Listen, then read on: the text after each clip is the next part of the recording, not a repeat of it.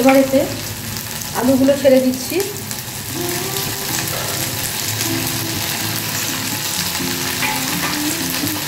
দিয়ে দেবো একটা কাঁচা লঙ্কা। আমি এখন ঢেঁড়সের একটা তরকারি রান্না করব, তার জন্য কয়েকটা ঢেঁড়স কেটে নিয়েছি 10-12টা, আর দুটো মাঝারি সাইজের হাফ বয়েল আলু নিয়ে নিয়েছি। কড়া বসিয়ে দিয়েছি, তেল দিয়ে দিচ্ছি, দেখাচ্ছি। কড়াতে তেল দিয়ে দিচ্ছি, সর্ষের তেল।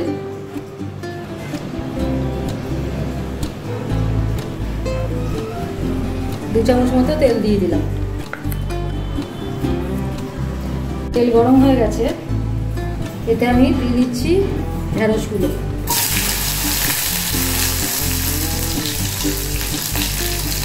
আঁচ কমিয়ে রেখে ছাড়ি আমি, তেলটা তো খুব গরম হয়ে গেছে, তাই জন্য এরকম হচ্ছে।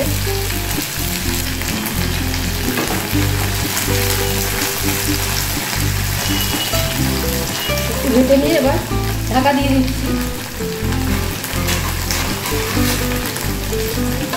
ঢাকা দিয়ে দিলাম। ততক্ষণে আলুগুলো কেটে নিচ্ছি। একটা আলু কেটে নিয়েছি, আর এই আলুটাও দেখাচ্ছি কিভাবে কাটলাম। লম্বা দিকে 3 পিস করবো এইভাবে, আর এদিকে তারপরে এই যে কেটেছি, কাটতে দেখাতে ভুলে গেছি, আর মাঝখান থেকে একটা এরকম দিয়ে দেবো। ব্যাস 6 টুকরো হয়ে যাচ্ছে। এই যে এইভাবে 6 টুকরো করে নিয়েছি লম্বা দিকে। 12 টুকরো আলু আছে, এবার এগুলো দিয়ে দেবো। এবার এতে আলুগুলো ছেড়ে দিচ্ছি।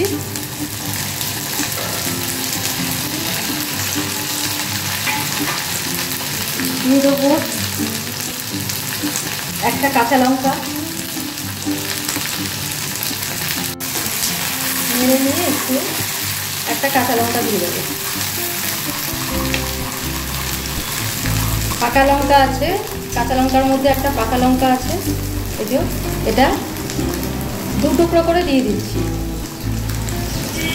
তাহলে কি মানে লাল রঙটা বোঝা যাবে, নয়তো ঢেঁড়সের সাথে মিশে গেলে পরে খাওয়ার সময় যাদের ঝাল পছন্দ নয় বা ঝাল খেতে পারে না, তাদের মুখে গেলে পরে মুশকিল।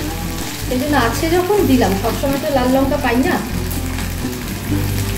তো আর একটু লঙ্কা দিচ্ছি, আর একটা হাফ দিচ্ছি, 1.5খানা লঙ্কা দিচ্ছি।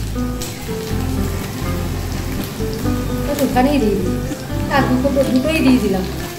একটু লঙ্কার প্রতি ভালোবাসাটা বেশি, তো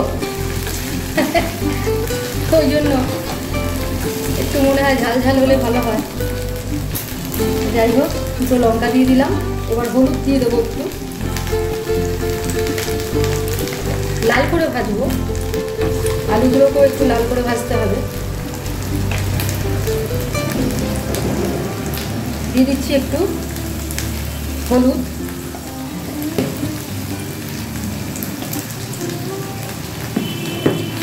ভেজে নেব।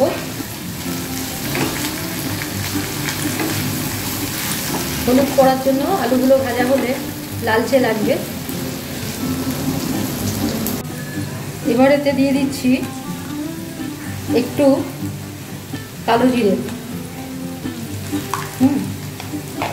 1 পিঞ্চ মতো কালো জিরে দিলাম। এটা ভাজা হচ্ছে। দিয়ে দিচ্ছি 1 চামচ মতো টমেটো বাটা।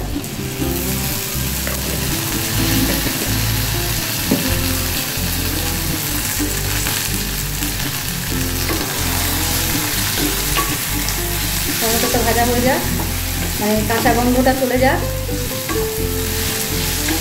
তারপরে দেখাচ্ছি।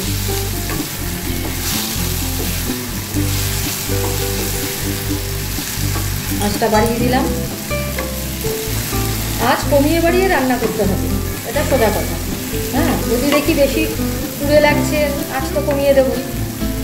আবার যখন দেখছি যে না এবার হয়ে গেছে, তখন আঁচটা বাড়িয়ে দিতেই পারি।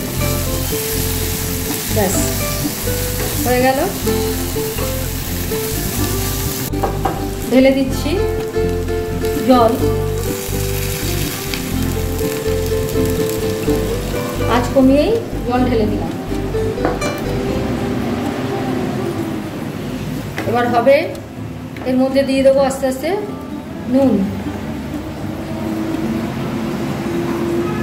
নুনটা যে যার আন্দাজ মতো দিতে পারে।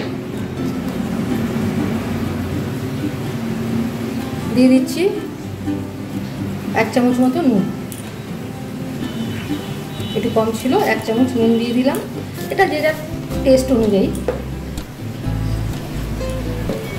আবার ঢেকে দিচ্ছি, তারপরে দেখাচ্ছি। ফুটে উঠেছে, এবার এতে দিয়ে দিচ্ছি 1 টেবিল স্পুন সর্ষে বাটা,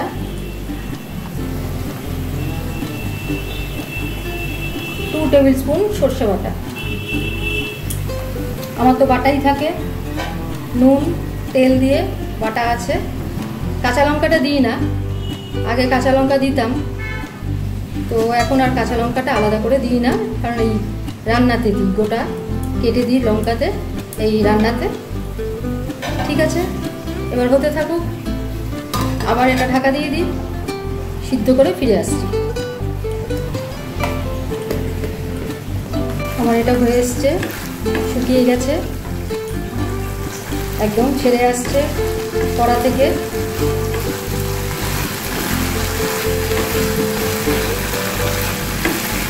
ব্যাস, এতে ইচ্ছা হলে কেউ মিষ্টি দিতে পারেন, উপরে কাঁচা তেল ছড়িয়ে দিতে পারেন।